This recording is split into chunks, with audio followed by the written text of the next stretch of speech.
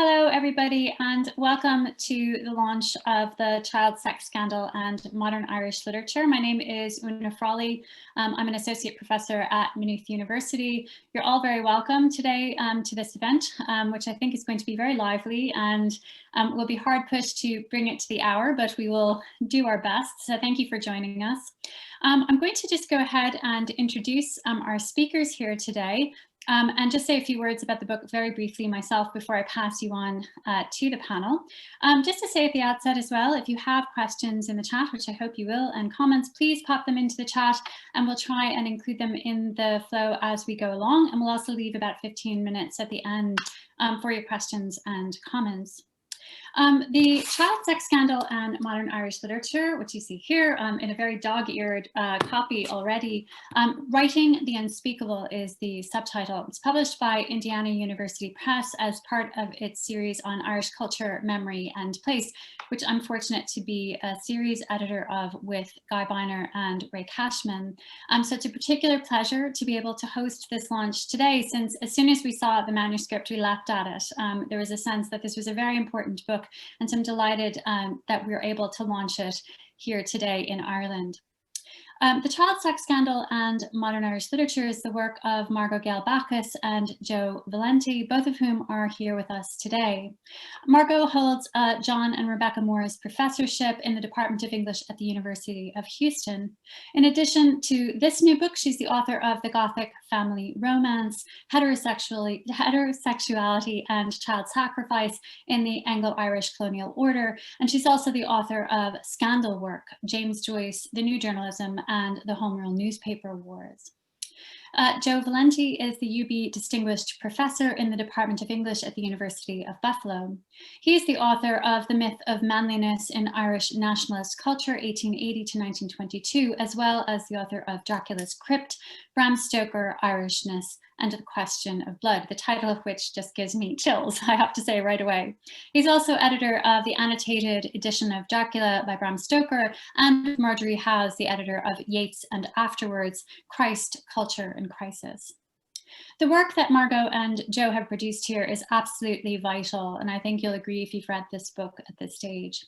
Written with notable lucidity and a tremendous style, I must say, the book considers scandal narratives as represented by a range of Irish authors, from James Joyce to Anne Enright, Edna O'Brien to Keith Ridgway. What emerges here is a disturbing and necessary argument that repeatedly demonstrates the way in which the abuse of children has been and continues to be an ongoing issue in Irish culture. So to begin, I just want to say a hearty congratulations to both of you on the publication of such an important piece of scholarship. We're also immensely fortunate to have two other major scholars here with us today to discuss the issues and ideas raised by the Child Sex Scandal with Joe and Margot.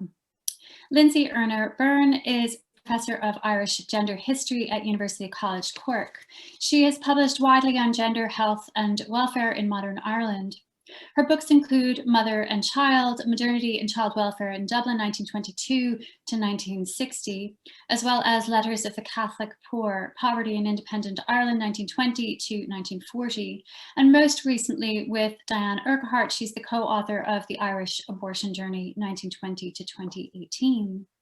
My colleague, Moynagh Sullivan, is Associate Professor also at Maynooth University in the Department of English, where her research focuses on motherhood and gender and sexuality in Irish culture from a variety of psychoanalytic perspectives. She has published widely and to acclaim in these fields, especially shining light on the work of neglected poets.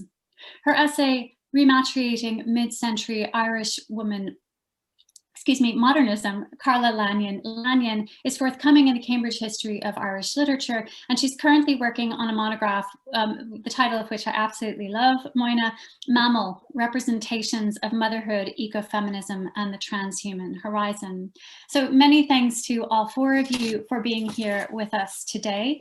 As I said, I will immediately pass over, and thank you for listening to me, because really the focus is on the discussion that is going to happen. So I'll pass you immediately over to Joe and just say congratulations again. Thanks very much, Oona, for that lovely introduction. I want to make a brief statement of what we thought we were about, or at least what I thought we were about, and Margot will do the same. Our analysis of in the child sex scandal in modern Irish literature begins with what we might call the child sex abuse complex, where the violent pathological interference with children exists in disturbing proximity to the typical dynamics of the family romance. A child graduates from human organism to human subject, that is, a properly social being, through a course of affectional bonding with parental figures whose nurture of their offspring carries unconscious psychic messages of an equivocal but striking erotic impact, enigmatic signifiers that introduce the stirrings of adult sexuality into the child's life horizon. These erotic stirrings induce a traumatic, because as yet unprocessed form of enjoyment or jouissance. Pedophilic abuse draws upon and exploits this primal seduction and sexualization, but shifts its tenor of ambiguous impulse and unconscious fantasy to one of brute, consciously endured visitation.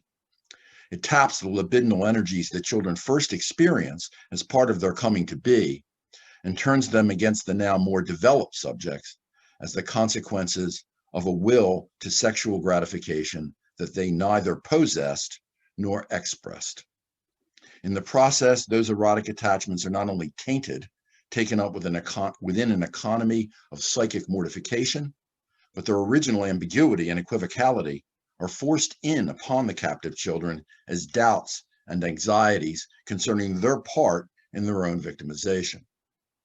The traumatic enjoyment produced in the children's primal initiation is reproduced as sheer trauma in the abuse transaction, but a trauma that remains connected in the children's mind to the earlier formative experience.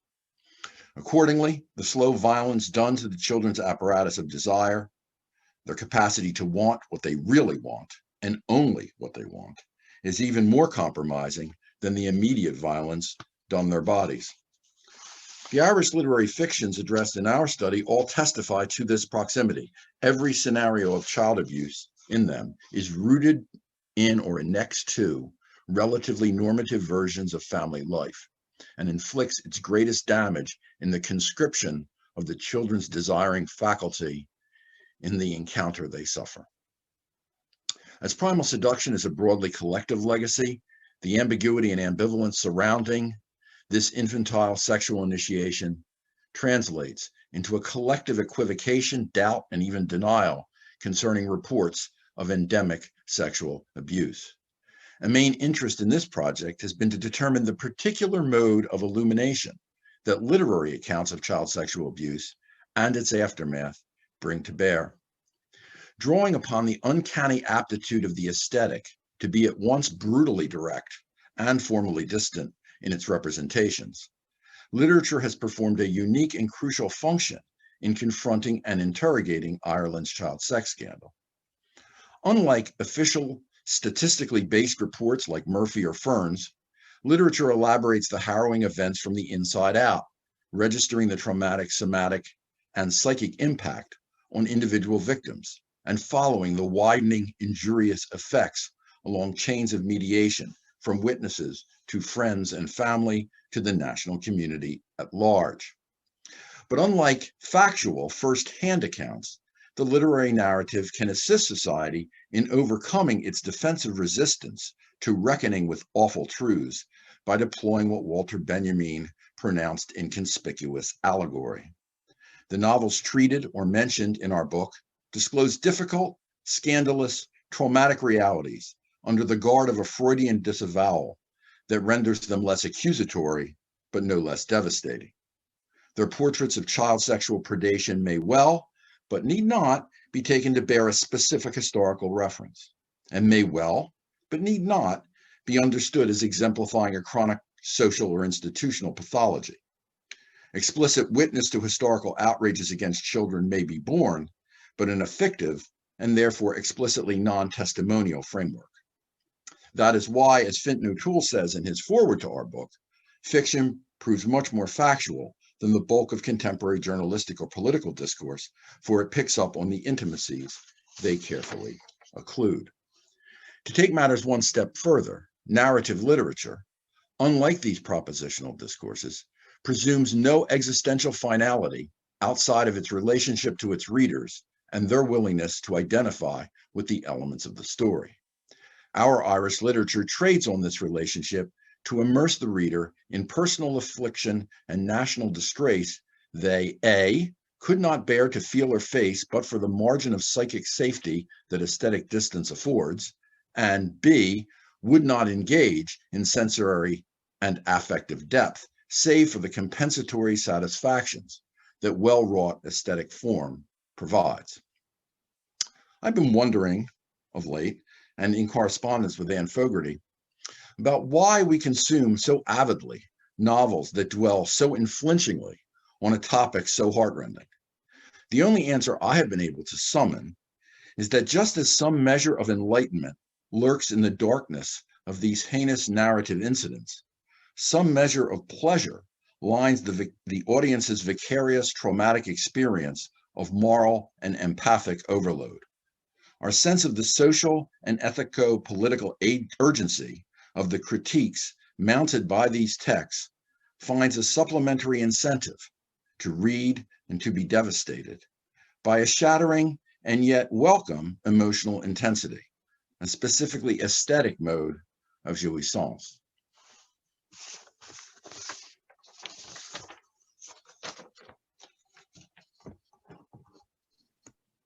Thank you so much for that, Joe.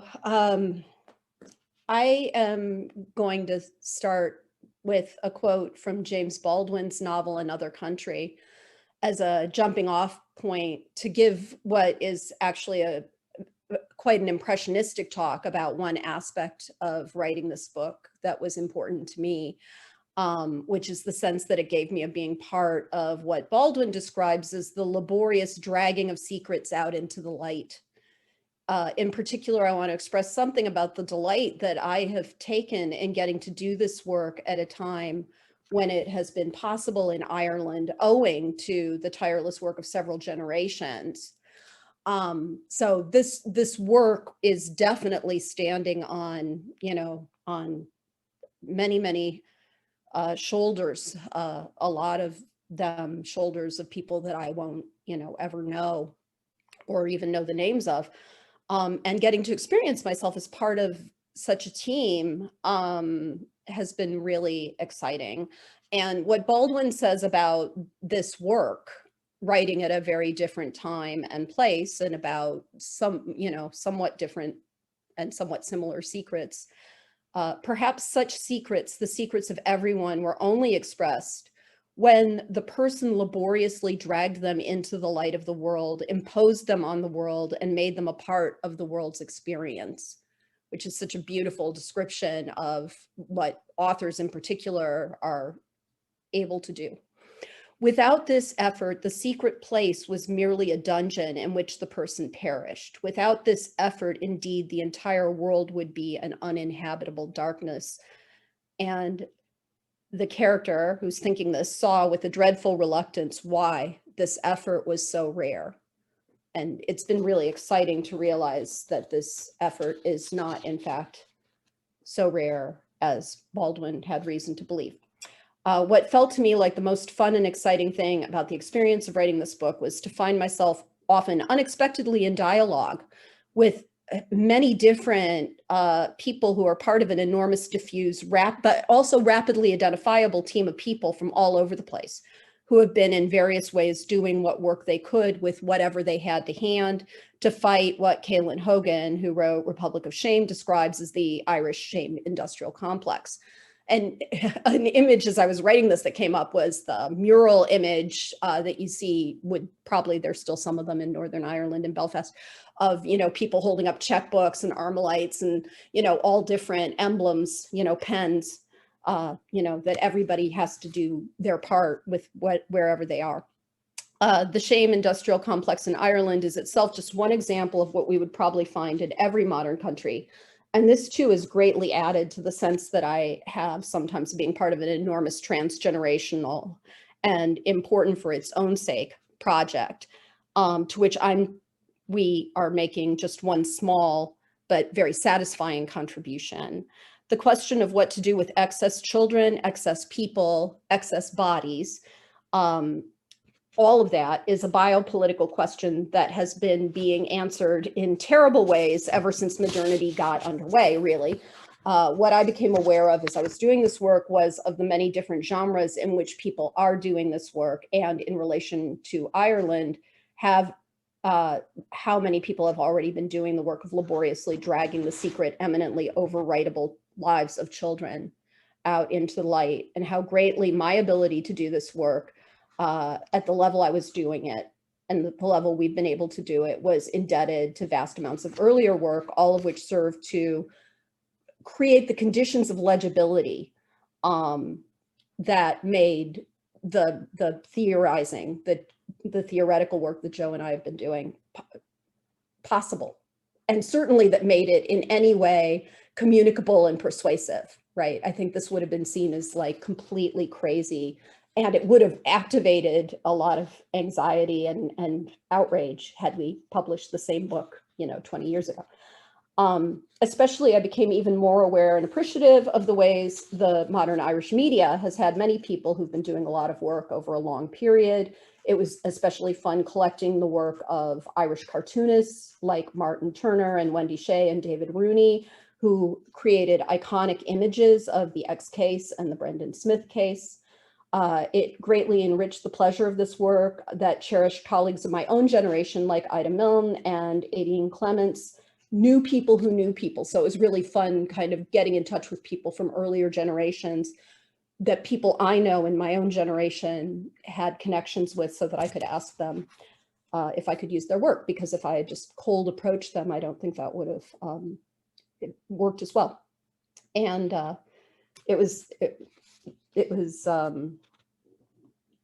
yeah, it's just been a lot of fun talking to so many different people, including Larry Kirwan of Black 47, who wrote a play about the mother and child scheme, and getting permission to run a still from that play from him.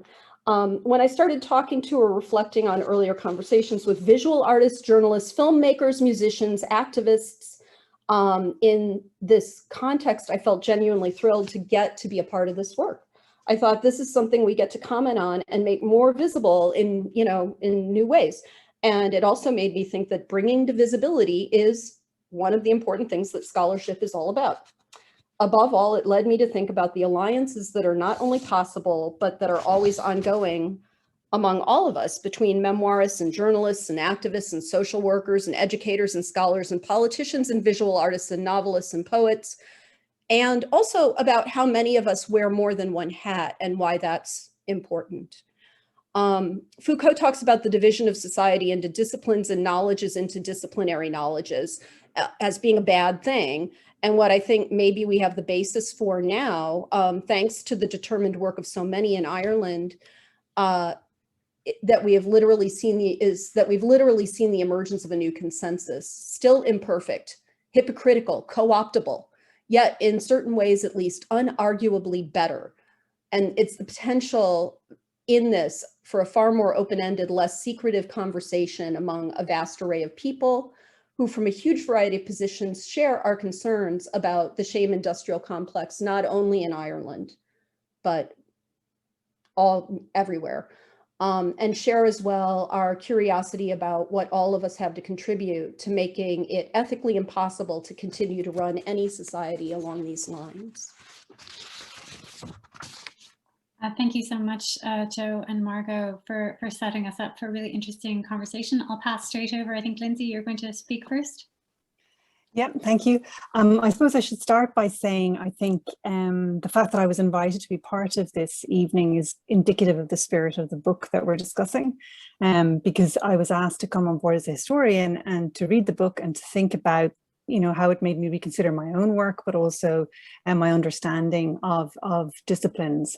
And so I think that's really reveals a lot about what underlies this book, both in terms of its imaginative force, but also its interdisciplinarity, the sort of the way in which it's coming at this subject from multiple perspectives. So on that, I did what I was told. I did my homework, and I thought about what this book could say that I have struggled to say, what can be said if you write literature that is much harder to say if you write history.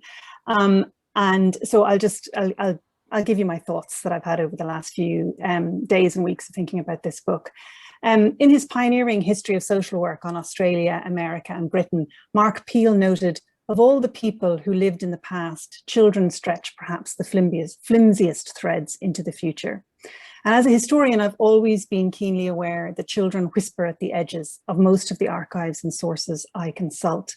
I'm forced to hear them where they are being silenced, to read between the lines, against the grain. Often I'm alerted to something about children because it's being forcefully denied or in some way exaggerated. So children's lives, their experiences, their inner worlds remain almost always just beyond my reach. By the way, I've also felt that as a parent of two as well. And yet the child is ever present and ever important in Irish history and culture. As Maria Luddy and James Smith have argued, the trope of the child has been central to the national narrative of Irish history itself. And therein, I think, lies the creative tension that Jo and Margot have so carefully explored between what they call the child's subjective lived experience and the child's objective political standing.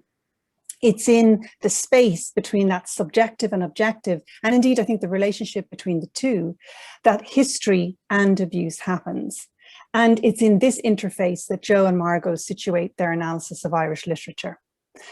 And sadly, if we follow that trope of the child through modern Irish history, it leaves a pretty damning trail. And this book is concerned not just with the fact of child sexual abuse in Irish history, but also with the script of the child sex scandal, or its precursor, the imperiled child. So that's that narrative about the endangered child. And what I found really creatively interesting for me as a historian, because of course I knew about the imperiled child and the narrative of the child endangered, but what I had thought less about was the way in which that narrative has functioned to obscure the very thing it discusses. And I think that's where the strength of literary scholarship really came to the fore in this book and made me sort of think about some of the material that I have used in my own work, think about it differently. As Fintan O'Toole notes in the foreword for this book, this was the grotesque irony at the heart of the Irish nation. And he says, the use of a narrative of vulnerability to turn children and women into prey, purporting to protect children and women from danger while actually exposing them to it, and rendering them defenseless by removing them from the social and legal supports in the name of defending them from spiritual threat. And it's here. It's exactly there, excavating and seeking to understand the needs and demands of this hypocrisy that I realize has driven my professional career as a historian. And really reading that book, that crystallized it to me. Other things going on at the moment in Ireland that you're probably aware of have helped bring this home as well. But I was really forcefully struck by the fact that I got into doing history because I read a newspaper in 1996 about a Magdalen Asylum closing. And I thought, what is a Magdalen Asylum? And then a world opened up that I had known nothing about. But to me, what fascinates me is this hypocrisy, is the need for it, but why is it so seductive? It's violent, but it's also, in some senses, loving. So a crucial part of our journey to understanding child sexual abuse, and as Jo and Margot put it, the child sex scandal as script, is grappling, I think, with how sexual violation has been imagined, understood, but also how it's been articulated in the past, what shaped our capacity to see and to understand of what we saw. What were the key shapers in that process? Now, for me, obviously, and that comes across very strongly in this book as well, religion and concepts of morality provided, I think, the principal framework of understanding for many in 20th century Ireland, at least up until the 1990s. Arguably, that kind of way of thinking still exists. And I think we really see that in the visceral reaction to the mother and baby report at the moment. And I think part of that is the painful tearing away of what those frameworks have given us in terms of a society. So sexuality, insofar as anyone talked or thought about sexuality prior to the 1980s, and the abuse of both were seen primarily through this religious lens. And to use a kind of an example within the historical source material to just give some of our listeners this evening an idea of how explicit this silence was. In 1925, in one of the main religious periodicals, an Irish audience was told, when discussing the issue of rape, the following should be kept in mind. If the crime that has stirred up the neighborhood has been a seduction or a rape, now listen to the language, or some coarse deed or defilement, no longer could it be permissible for us to read or listen to descriptions of the deeds of darkness. Indeed, they should scarcely be even mentioned. So that's the advice given in 1925. And I think of the subtitle of this book, of Jo and Margot's book, Writing the Unspeakable.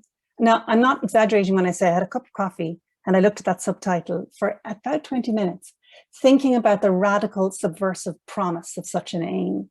Because what we cannot say, we find hard to make real. The code of silence is not just about controlling what was known, but also about limiting what was understood. Thus, while you might have known something, you might have had a feeling something made you uncomfortable, something wasn't right, or think you might know something, you had no framework, you had no language, no narrative in which to explain it, bring it to the surface. And even to do so, and I think this is really crucial, I suppose maybe this is where the historian might contribute something, is that to do so made you an accessory. And it made you an accessory to moral contamination. And I think that's really important. So it's not just about robbing the language, it's about the fact that one should not see. And in a sense, it's almost a subconscious belief that in seeing and articulating, you redo and remake. And the idea of moral contamination was extremely important to contemporaries well into the 1980s, if not longer. So this is a history, I suppose, constructed on the art of silent knowing. This silencing was no accident, it was intentional. It required legislation and architecture, and as we know, Ireland proved adept at both. The 1929 Censorship Act is one we often talk about in Irish history in relation to its banning of information about birth control. But probably its much more radical banning was on the covering of certain judicial crimes and the way in which those crimes were reported. And we very, very rarely talk about what that did in terms of the public sphere in Ireland. Because from 1929 onwards, it was not legal to discuss, for example, forensic evidence in a sexual crime. And indeed, the first successful prosecution under the 1929 Act was an editor of a newspaper who had repeated the forensic evidence in a child sexual abuse case. Graphic evidence that would have made most juries suspect a crime had been committed, but in this particular case, the defendant was acquitted in 3 minutes. And the only person to pay anything for that case was the editor that insisted on reporting on it. And I think this is really important, not just as a graphic illustration, but it's a performance of a warning because other newspapers reported on what had happened to this newspaper editor. So I think that's really important for understanding what happens to the public sphere when you remove that because both authors talk about the role of journalists and how important that is. So the justification for the Censorship Act was, as Fintan pointed out, to protect, but it was not offering that protection to women and children, rather it was offering that protection to the patriarchal system, which hinges on its control of violence. Indeed, the first successful conviction, as I said, is an example of exactly the power that system could wield in destroying an editor's career and almost bankrupting a newspaper. As the authors rightly argue, the literature has a crucial function to perform in confronting, interrogating, and dissecting what they call the psychosocial complexities of the child sex scandal culture. And thinking about the child sex scandal culture was really interesting for me as a historian as well, that this was a culture. It can go places the historian often fears. And this is something we might talk about because I find interesting. It can engage with imagination to say things that archives will not always yield, because archives are themselves constructs of the construct. But what Joseph and Margot have shown is the contribution that literary scholars can also make in helping us to unpack the significance of these fictional narratives, to let us in on the conversation that O'Brien and Enright and various other authors are trying to have with us as a nation. To that end, this book used as one of its main analytical tools Jean Laplanche's concept of enigmatic signifier. Now, I had to read this slowly and read it a few times in the introduction, but the introduction provides a really, really good grounding of how this has been used. And so for those here today, this quote I took from it that I felt really helped me understand the way in which this was being used in the rest of the book. And this was like this idea of the sexually uninitiated juvenile narrator who can see things they have not yet learned not to see. And I think that's really, really interesting, this idea of not yet learning. The blindness is acquired. So this tool allows us to see through the eyes of Irish literature how children witnessed and were impacted by the coded sexual messages underlaying Irish society and social relations.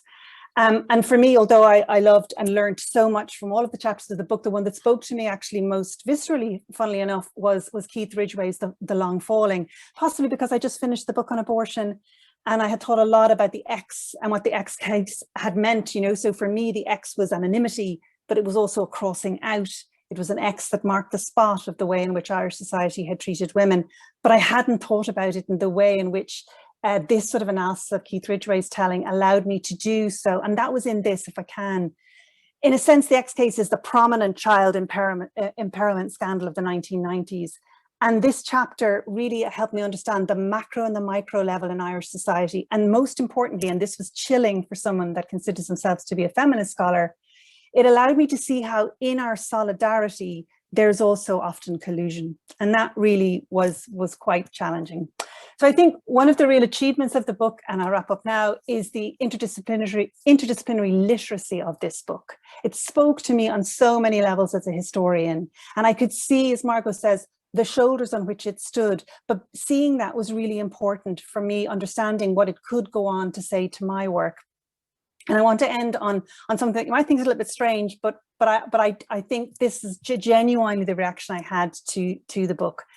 I recently found myself delivering papers on Irish social history and my voice would start catching, just the same way as it does when you're grieving. I actually thought I was going mad. I took a career break for a year to try and figure out why I would start delivering a paper which prior to delivering I had no sense was going to ambush me in this way, and to try and figure out what was wrong with me. It was embarrassing and it was terrifying, and I started to say no to papers and so on and reflect. But while reading both this book and recently I stumbled upon, literally a week ago, I stumbled upon an article in the New Republic called "Can Historians Be Traumatized by History?" And between that article and this book, I realized what was wrong with me.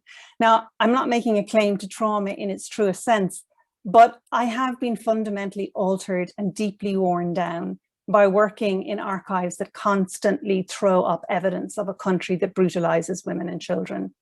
Through my work as a historian, through decades in archives constructed out of our shame, I have unlearned the social blindness upon which my membership of the nation was contingent. I was seeing, and it was overwhelming. I was seeing what Joe and Margot said we are culturally bound not to see. I learned for the first time what psychoanalysts could teach history and historians.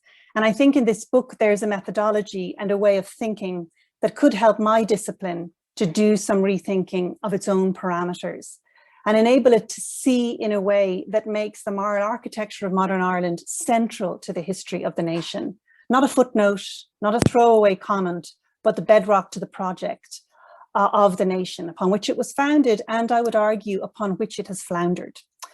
Furthermore, they have, as they point out, discovered a rich and previously neglected historical archive of psychically and socially disavowed elements of Irish children's lives and the social world that shaped them, and I'm quoting them there.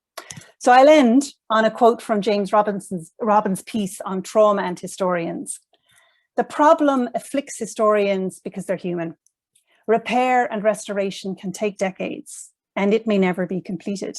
And the first step is the most daunting of all, to stare the original trauma in the face and to accept its unremitting gaze.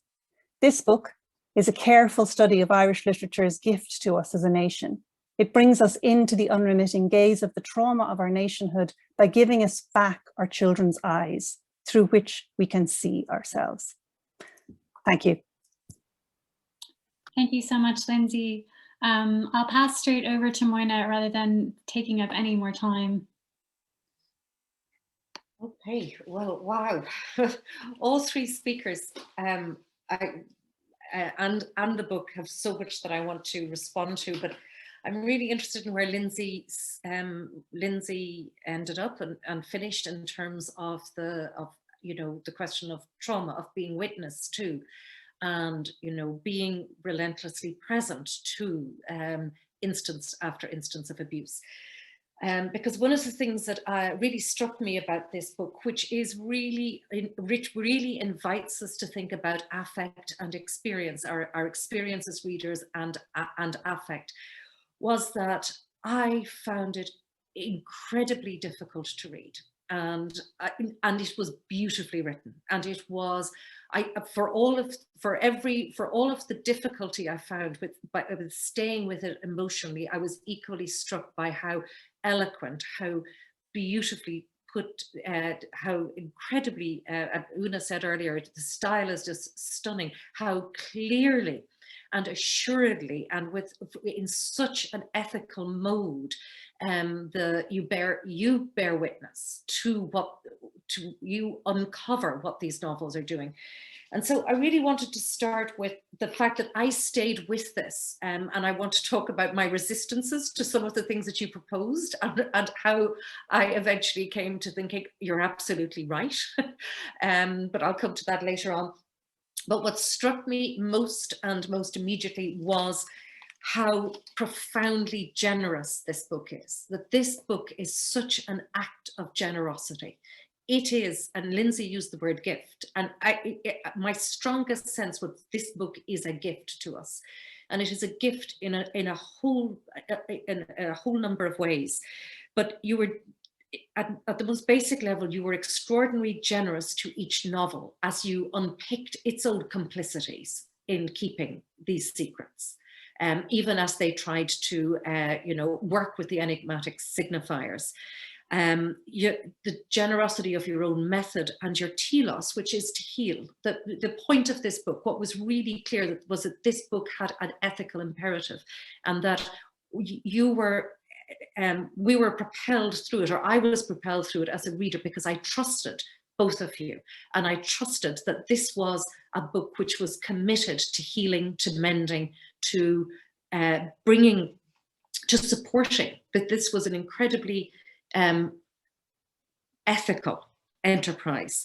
And I was also really struck by the generosity of what it must have taken in terms of your own beings as individuals, and in terms of your creative and your co-creating relationship, to have stayed with this, with the amount of honesty that is palpable from the pages, that this must have meant an awful lot of difficult encounters, and interfacing as you came to this material, and as you worked it out, with such incredible beauty, I think is the word. But also for you to have stayed with this material in order to gift it to us was an act of great generosity, because that cannot have been easy. So I really want to acknowledge that. I really want to really bear witness to what it must have taken to have written a book with this level of emotional depth and commitment. And that is really important. This is, corrosive material, and what you were, I mean, Margot, you used the word fun, and you used the word, all of the excitement, and that has to have been, and that I think connects to Jo's, Jo's articulation of jouissance in the reading of this material, and what is it that keeps us reading? It's in some ways I would suggest that it's not only a type of pleasure of excess, but it is also, the fact that I felt very sure in my guides through this, and I think that is a testimony to the integrity that you brought to this project, and to the relational dynamics between you, which must have taken huge courage. You stayed attentive with your methodology, and attentive to the text, to the shadows in the text. You kept your reader with you, with generous sympathy, and with recaps and signposts all the way through. This was a very difficult framework. Using a psychoanalytical framework is one of the sort of surest ways of alienating most readers, and yet you you kept illuminating and elucidating for us and making sure that we stayed with you. And I finished this book with this difficult book, with an incredible amount of hope, of warmth, of light, even though the book finishes on a really important next stage, or a really important question, which is, of course, how the question of disability and the ways in which subjectivity, disabled or people with disabilities, subjectivities is even more profoundly erased in this complex of shame and culture, which is so in some ways I thought of this as perhaps your next stage, but I finished with warmth, even though that is a subject which is difficult to me as a mother of a child with a disability, that is difficult for me for all of the reasons. I ended the book with great warmth, a great sense of warmth and hope, and that is a testimony to your steady generosity, which was palpable throughout it. I honestly think that this book, I think it's one of the most important books to be published in Irish studies in a very long time. And I think it's the first to take a large view of the long 20th century. I appreciate you go into the 20th century. A large overview of Irish fiction and culture, and frame the ethical relations of fiction to the socio-political in such an assured and coherent manner that actually gives us that story that Lindsey so very clearly paid testimony to as well.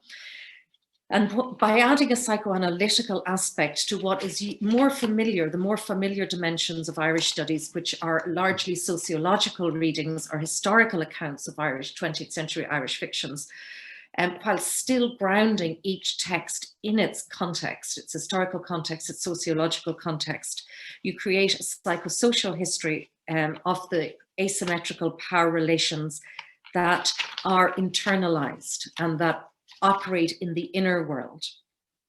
And as this inside out that Joe referenced in his speech at the beginning, which then is carried along chains of mediation from friends, family, through to the nation.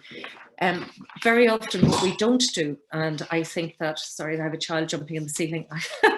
What we don't do is we have turned away in many ways from that inner landscape, from that inner, the inner structures and the inner psyche, with those wider sociological and historical narratives, which have been absolutely imperative and really important in terms of situating the operations of scholarship and of criticism itself, and actually allowing us to historicize scholarship.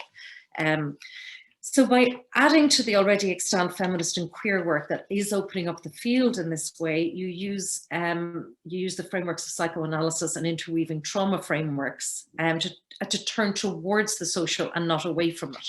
And that is really important, because distrust of psychoanalytic criticism and anxiety about it appears to stem from a fear that a focus on the inner life, on relational ties and on emotional inheritance and the transmission of intergenerational trauma in an interior landscape will somehow or the other evacuate the questions of social justice and evacuate a larger social and political framework and agenda. But you've shown how brilliantly unfounded this anxiety is, and that it is in fact only by attending carefully, compellingly, gently and surely to the structure of inner life that the external studies that connect lives via narrative, image and somatic practice can in fact be illuminated.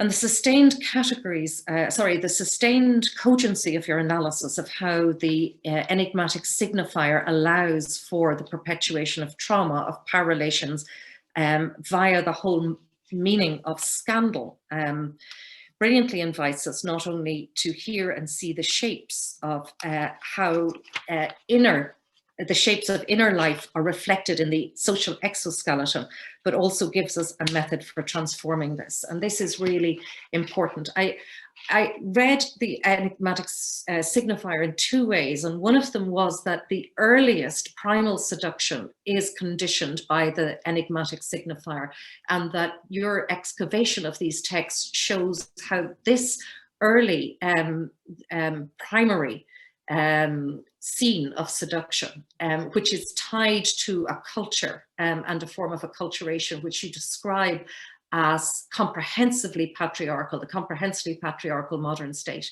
that a culture like this creates a primal scene of seduction, which is in itself already corroded, which is in itself already implicated in really in the moral corruption that Lindsey, the term moral corruption that Lindsey used, and it is already polluted, and that this is then compounded by actual physical violation and sexual trauma in the lives of many of the characters that are explored. But one of the things that's quite revolutionary about what you're doing, and it gives us a really transformative frame to think about this, is the ways in which that primal scene of seduction operates to condition people into a form of collusion with this system, this particular patriarchal system, which we focused on as in the secondary form of abuse, largely perpetrated by the patriarchy. But what you refer us back to is the fact that it isn't just the church patriarchy, it is patriarchy itself which creates these conditions in this already contaminated scene of primal seduction, which we collectively share. And it's that collective nature of that which is really transformative and revolutionary and powerful in terms of what you're doing. And I was really interested in your reading of Joyce to that extent. And I may be slightly at odds here with your reading of Joyce in this, or I may be pushing this to a place that you don't want it to go. But I was really interested in the idea of Joyce, who's considered a foundation, a foundational father of modern literature, and, that there's a kind of a cult and a sort of we know that there's a whole Joycean culture that has grown up around him. And I was fascinated by the fact that, and I'm going to say something now that is probably going to make all of the Joyce lovers here shriek, but Joyce has always left me somewhat cold. And this is the first time I have ever read anything that explained this to me, that what was it about Joyce that made me so uncomfortable, that just didn't sit right with me, and that I try as I might, I couldn't attach to him the way so many of my colleagues and friends and people I value have attached to him and seen something in it. And I was really interested in the idea that he created a literature in which the ambivalent or the ambiguous signifier, the enigmatic signifier, is normalized as a literary model, as a model of literary excellence and of storytelling for the new state. And that was, I think, absolutely fascinating and provides room for so much sort of excavation of the type of patterns that have evolved from his being treated as a foundational moment, and from him being created as a sort of foundational space or a foundational literary fountain or font. So there was just so many. I was really interested as well in the fact that what you appeared to be doing in so many ways in terms of the really careful attention to the ways in which that primary scene was encoded and which functioned as social norms, partakes in a form of epistemic restoration, that in acknowledging, in providing us with a means to read this becomes new knowledge, that this acknowledgement is translated into knowledge, into epistemes that can be healing. And I think it's really interesting to connect that to the postcolonial the postcolonial interrogation of epistemic or epistemicide.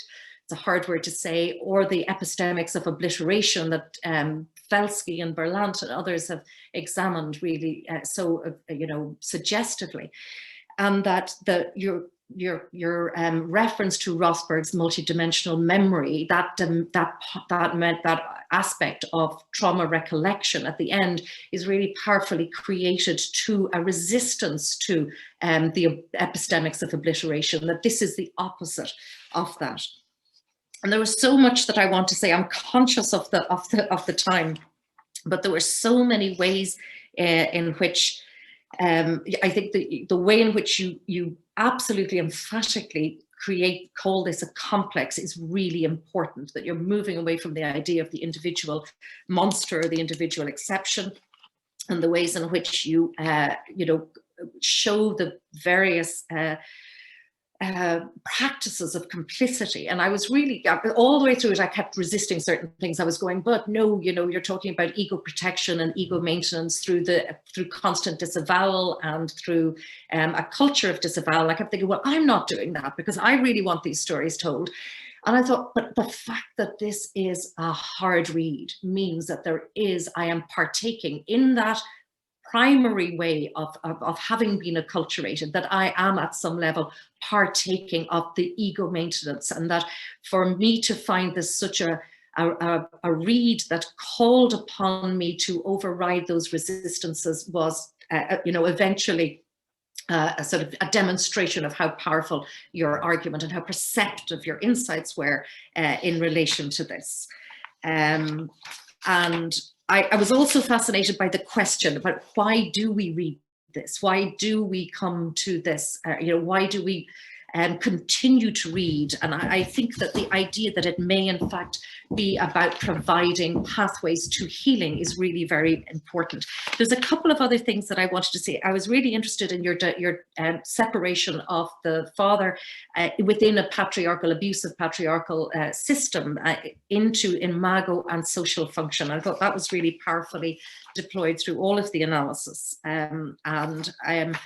But I was very interested in the question of whether or not we are positioned as a naive child as a reader, and whether or not we read without knowing about these things. And how do we, I was sort of fascinated by the idea of how do we hold knowing about these things and wanting them spoken about with the dawning realization in my case that I was actually resistant to reading this, that I do turn away because it is such a hard thing to hold and carry. And I think that relates back to Lindsey's really kind of courageous talk about what it has meant to her being to have carried and witnessed that.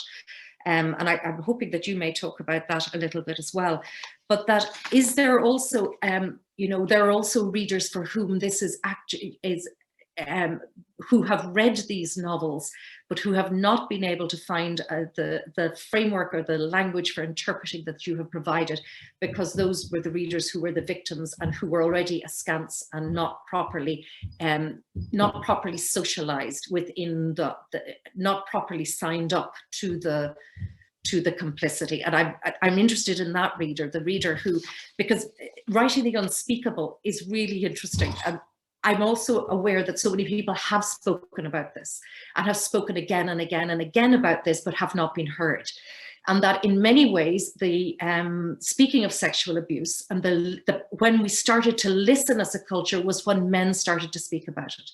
That Susan McKay is very clear in her history of the Rape Crisis Centre that there had been multiple disclosures of endemic child sexual abuse in institutions and in families for years.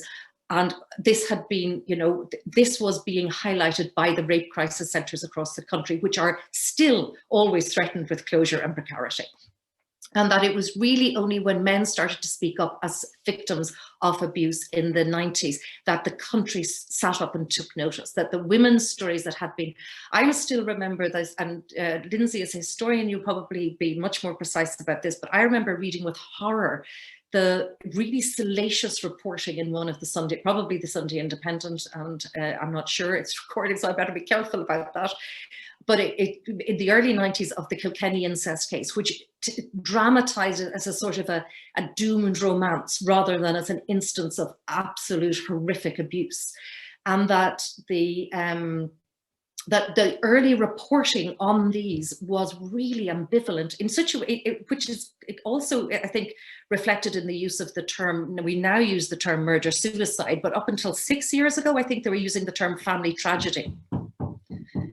So that the early reporting in the 90s of prior to the full exposure of the Brendan Smith, there was a really complicated way in which absolutely fits with what Margot and Joe have drawn our attention to about how closely in proximity the idea of the family romance is to the normalization of abuse in the thing. So, but I'm interested in the fact that it is not unspeakable that many people have spoken, and for a long time the impairment was in the listening and in the witnessing and in the translation, and that you have done as a very powerful act, as have all of the historians who have worked on this, including Lindsey. You've given us an incredible gift in providing us with better listening ears and with means of transformation and translation into meaningful responses. So I will stop there, but there's so much more I could, because it was marvelous. But thank you.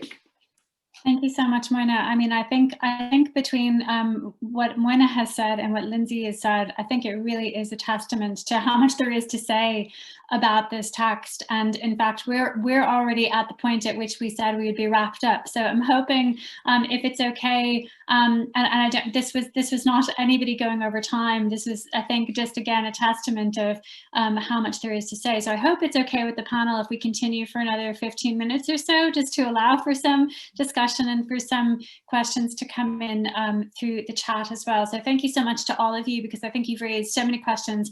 I could be very greedy and jump in with my own questions, but I'm not going to do that. I'm going to allow Margot and Joe to respond to really two tremendous, I think, appreciations and responses to your book.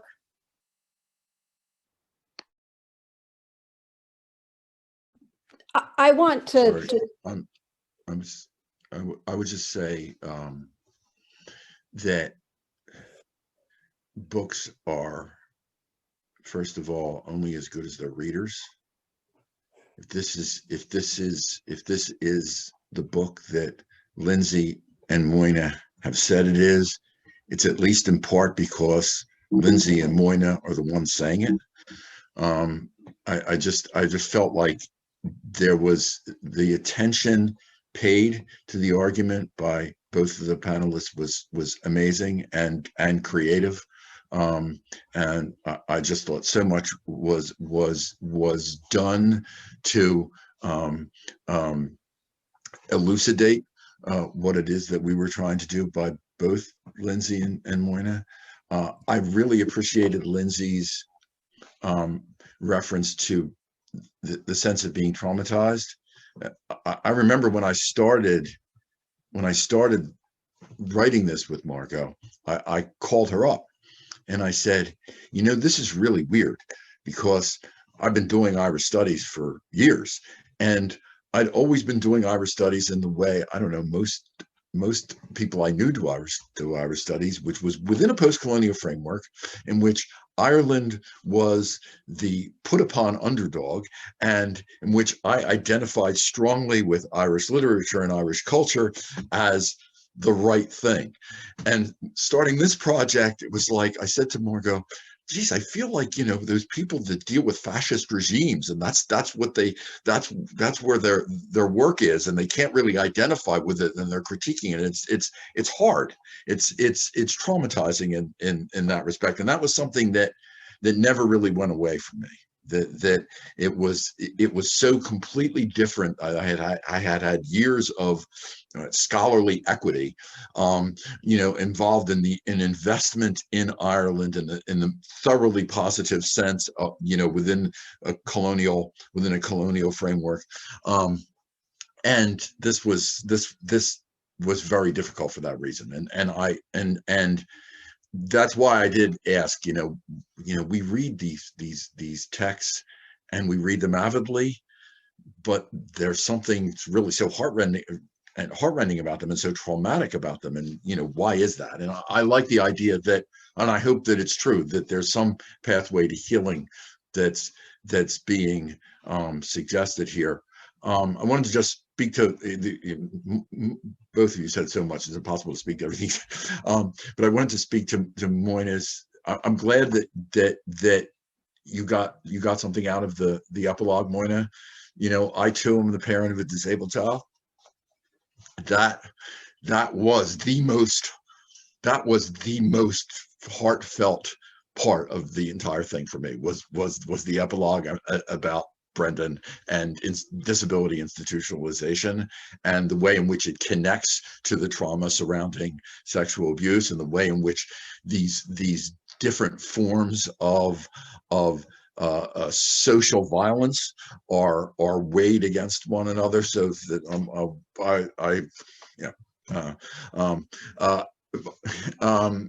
I also want to say one thing about the psychoanalysis, because I think that, you know, Moynagh said there's no quicker way to alienate an audience than to introduce a psychoanalytic paradigm, and I think that that's largely been true. But I want to say, and I want to give full credit, I actually think the reason that didn't happen here, if it didn't, as you suggest, and I don't think it, I want to give credit to Laplanche, because I would say there's no quicker way to alienate an audience than to introduce a Lacanian paradigm, because then it just seems like you're trying to bewilder people. You're not trying to connect with them. What was really important to me about the Laplanche was I really felt like it was a model that could treat of the complexity of that moment of initial acculturation / complicity without bewildering the reader, or without putting them up, that you could articulate it in such a way that it made a kind of immediate affective as well as intellectual sense, you know. So I just want to, but let me just close by thanking you both for just amazing responses.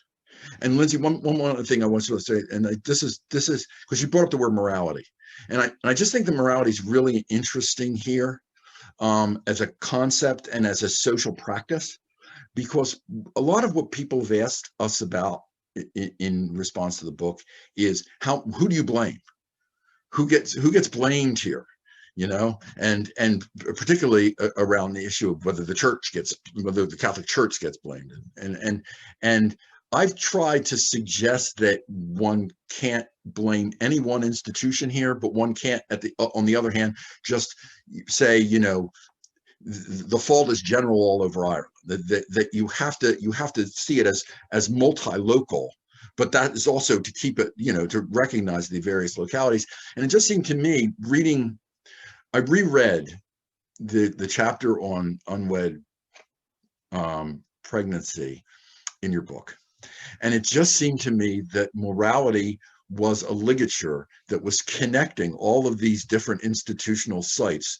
So in their culpability, that is the church, state, medical practitioners, they were all in some sense invested in some notion of morality that, you know, allowed them to pursue their own political interest or their own political advantage or their own desire to control things. Right, and the morality became that thing which displaced blame elsewhere, but at the same time, you could see that it was what was connecting the culpability of these institutions. I just wanted to, yeah, okay, no, I'm done.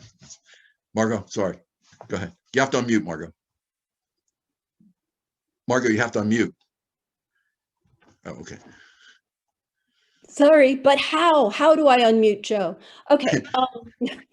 I had so many thoughts about all three. Joe, what you had to say this time around, which has just been one of the great pleasures of doing this work. And Lindsey, I have some quoted, I want to use your quote somewhere, with your permission. Children whisper at the edges of the archives I consult, because that you're a beautiful expressor of ideas. And Moynagh, just I cannot thank you enough for such a sensitive and generous reading, right? You know, the point is made that we go out into the world and find in it what is in ourselves. And I'm not surprised you found generosity in our book. But I have to say, I was actually a little disappointed with the build up to Joyce when you said the Joyceans aren't going to like this, because I was thinking you were going to go to Joyce in the issue of incest, which is a great unspeakable issue. And it is still an absolutely no talk issue. Yeah, I didn't, because, yeah. Just to say that you didn't shock me in the least with where you went, and I was kind of rooting for you to like go ahead and like go all the way. Which is stuff that, you know, that I have been thinking about also, and at the same time. And you know, it matters to me a lot that that this model of trauma, I'm hoping that what we're doing ultimately is moving beyond ways that trauma has continually been retranslated into something that only some of us experience, and that you can only lay claim to if you've been a victim, you know, and to be a victim, you have to be completely, you know, I do think that The Long Falling actually is the chapter that like is the most brilliant in this particular way, because it absolutely dissects that particular narrative, that if you are recognizably a victim, then your role in the rest of this gets just like, you know, written off like a tax write-off, like, okay, you know, we don't need to look at that. We already know you are the victim in this scenario, which really does go back to the imperiled child narrative, right? That it's about looking at a framework. And, you know, so for me, I really loved just that sense that there's this imperiled child framework where you bring in a little victimized innocent into a frame, and then whoever you want can be dragged into that frame with it to be the designated abuser, you know, and it gives the moral authority to describe the nature of the threat in any way you want, including, you know, socialists and trade union activists who are attempting to feed starving children, who extraordinarily, you know, 2 to 3 generations after the famine, which created justifiably more deep-seated hate and loathing for the British than anything else they did, because watching your children starve is worse than anything, right?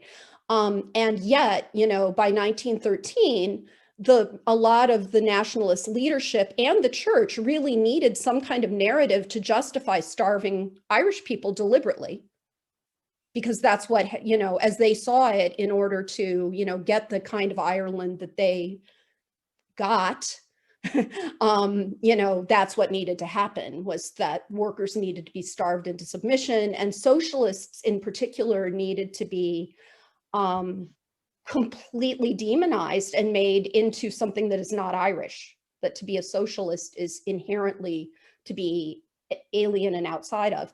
And so that's, you know, that was the sort of founding, you know, scandal. The founding scandal involving children is the idea that the church was able to launch this claim. And then I loved the X case as this sort of point of crisis where you've got clearly a victimized child, right? And at the same time, the anti-abortion folks have been turning the, as yet, you know, the sort of egg that has, you know, been fertilized by a sperm into the ultimate, you know, endangered child. And those two things come into complete conflict, because it's so very, very hard to argue that a 14-year-old who has been raped repeatedly and finally impregnated as soon as she becomes capable of being impregnated, that nobody has intervened, that she has received no help, and that an attempt to redress that situation constitutes itself a threat to a, you know, embryo. You know, it really brought that need to, once you've got an identified abused child or imperiled child in the narrative, how do you then, you know, sort out who the malefactor is? And in the abortion narrative, of course, the mother is the malefactor, the mother is the abuser. So I just wanted to say, you know, how much I appreciate all of this, and you know, how moved and touched I am by what everybody said. And I'm just going to close it out with just an image that meant a lot to me, you know, over the course of this journey, which was simply when I went to see the Magdalene sisters for the first time, in the theater I was in here in Houston, Texas. I got up to leave, and there were two older women. They were probably in their 70s. And from the way they were dressed, they were not in habits, but they looked to me like nuns, and they were holding each other and sobbing uncontrollably. And, you know, I think that that those kind of moments are so important. And I think that that's where we see the change. That's where we see the shift, because I do think that by opening our focus to allow for the unconscious and for individual subject formation, you know, there's a recognition that it's not going to be enough to pass, you know, a new law saying you can't, you know, institutionalize and abuse children and take them away from their parents, because as witnessed here in the United States, you can, and in Ireland, right, with direct provision, you can always institutionalize children. There's always another way to institutionalize children, always. And so somehow we have to change, you know, ultimately. And so I think making the forces that make it seem reasonable to starve children, to institutionalize children, to, you know, and that all of that makes us seem like fine, upstanding people. That's what needs to change. And I don't know, it just moved me so deeply to see people who in some way in their own lives were undoubtedly implicated, probably given the way they were sobbing on both sides. You know, they had been deeply touched by the abuse that was taken from actual testimony of Magdalene inmates and fictionalized. But you know, it seems like that's where we need to go, is to actually, we do need to be able to look. Not looking has been the problem. So thank you. I think that's it's quite a remarkable thing to have listened to all of you speak about this, and to end up feeling like I both am going to cry, but I also feel quite hopeful. And I think in some ways that functions as a summary of both the kind of work that you're doing in terms of affect, as Moynagh pointed out, but also in terms of the directions that it takes us, as I think all of you have managed to point out here. I'm very conscious that we have kept going over time, and I'm also conscious there's much more to say. I do see one question in the chat here, a question from Margot, asking you to discuss what you meant about modernity getting in the way. I don't know if you want to pick up on that, Margot. Yeah, I think what I probably said is that modernity got in the habit of doing something, or that something kind of, that from the time of modernity, as the onset, let's see, that in every modern country, we could find in various ways that modernity is fueled by various productive uses to which excess children, excess bodies can be put. And, you know, I do now just see that absolutely everywhere, right? The prison industrial complex in the United States is obviously an absolutely wildly ambitious version of that. And, you know, and whaling ships and slave ships and the slave trade, and but also adoption. And I do find the Irish history of adoption, it's been wonderful getting to talk to Katrina Palmer. That's been very moving to me. I'm adopted. I have an adoptive brother who turned out to be half Puerto Rican. And that was a secret, you know, and that was about the production of whiteness, right? That was about the institutionally advantageous for a white supremacist US social order, right, to take a child who had he been kept by his birth parents who wanted to marry and keep him, would have posed a disruption, right? They just turned him white, you know, how my brother became white is a story that I could write if I wanted to. But yeah, anyway, so I think what I'm saying is that modernity sort of came to find uses. I hope that helps. And also I see that the same person also asked about where the narrative of protection of children, you know, obscures other forms of endangerment to children, and that would be the first chapter of the book, in like the second three or the second, third, and fourth sections lay that out. Yeah. It's I just want to say that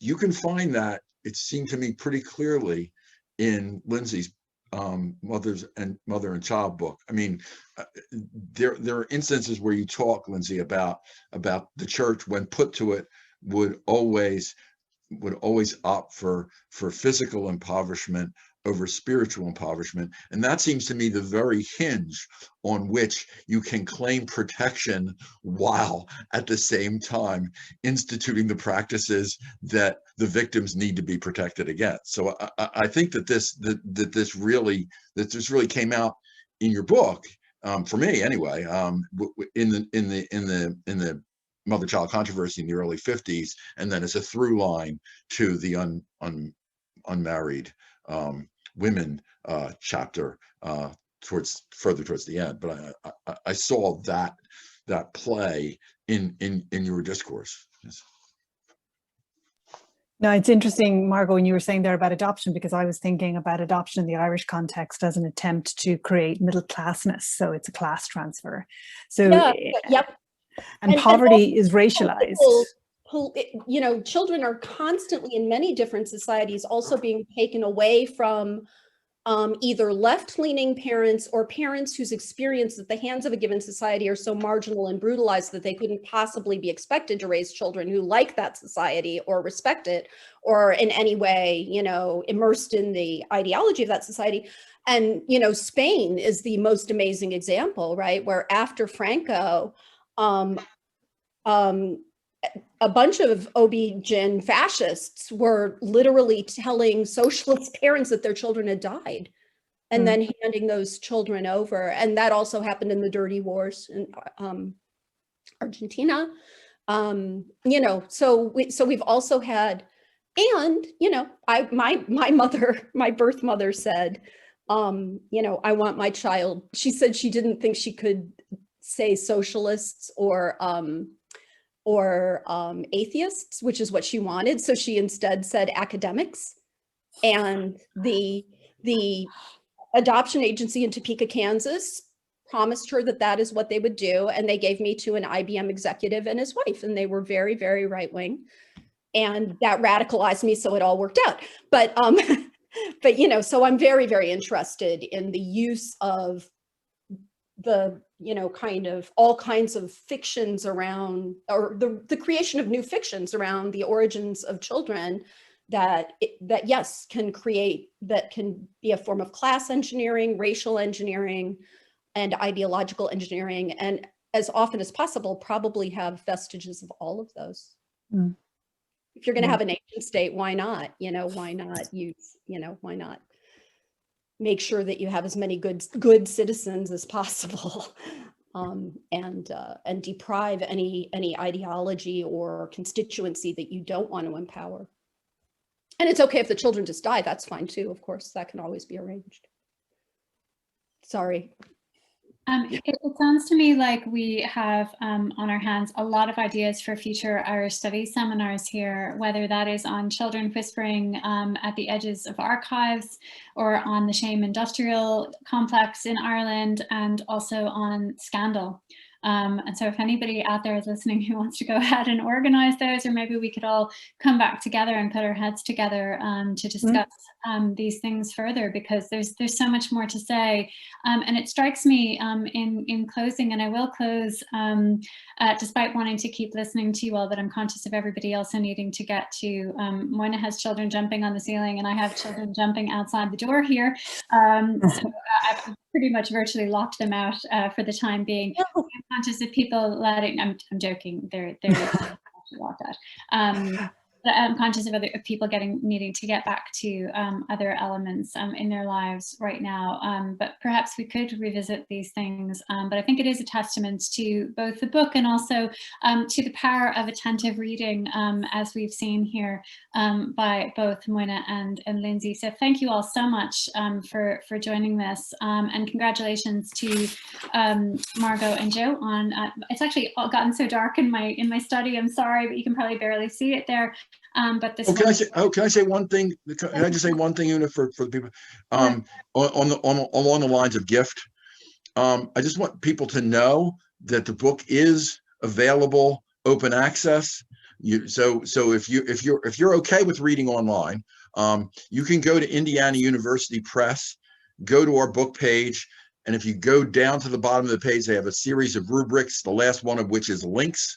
If you hit links, a link will show up below that. If you hit that link, the entire text of the book, including all of the images, are available for free. So there you are. I mean, if you're like me and you need a hard copy, and I really do, then that's where you are. But if you can read online, it is open access as well as available as a book. That's what I was going to say. Yeah, and that is actually wonderful to note that the book is available. You know, that we can have it in different formats. When your dog-eared copy falls apart, it's still available online to check back in with. So thank you so much to all of you. Hearty thanks as well to Indiana University Press. We're really grateful that we had the chance to publish this book, and thanks also to the Department of English at Maynooth for agreeing to host this, and to our head of department, Lauren Arrington. So thank you all so much, and stay well, and we'll hope to resume this conversation another time. Thanks, Una.